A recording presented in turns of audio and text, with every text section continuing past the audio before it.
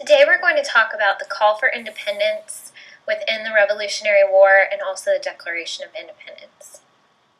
This very important document was created as a form of government that would separate the colonies from the British. It occurred in the middle of the war, but it would set up the colonists for what would later become their own country as a result of the ending of the war. The early battles so far, and the different groups, the Patriots versus the Loyalists. And those two different groups were actually in the minority of colonists. Many of them were actually very indifferent, or they didn't have strong feelings towards the British or against them.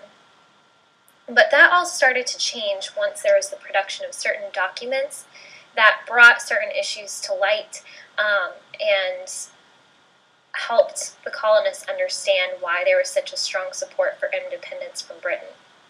One of these documents was a book named Common Sense by Thomas Paine. Common Sense created a strong support for independence. In his book, Thomas Paine actually stated that the Americans were better off ruling themselves and gave some detailed points on why that is.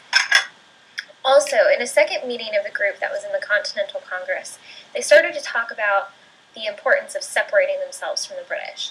And Richard Henry Lee proposed what was the Virginia Resolution, which would actually separate the colonies into their own separate states, creating a more unified form of government, but also their own state government. They then called a meeting and created a committee in which they would create a declaration of the colony's independence, stating why they needed to be independent from the British, and also what caused them to pull away.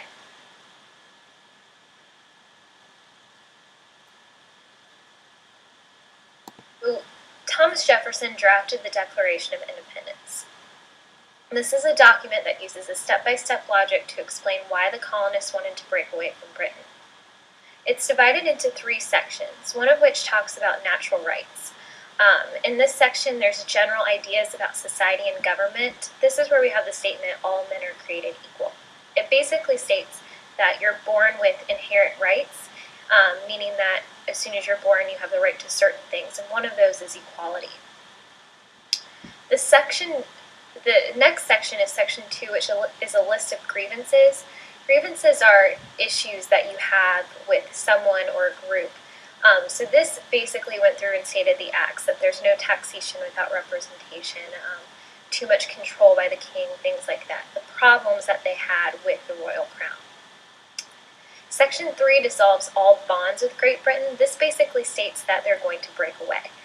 The colonies are free and independent states, and that all political connection between them and the state of Britain is and ought to be totally dissolved. So this is the statement that says this is what we want, and basically if they end up winning the Revolutionary War, this is what they're going to get. But from the moment that this piece of paper was signed at a meeting, there was an overwhelming recognition that the colonies were separate from this point on. But of course they had to win the war to make that official.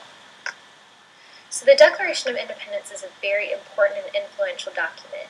It sets up the democratic government that we have today, saying that the government is made by the people and for the people.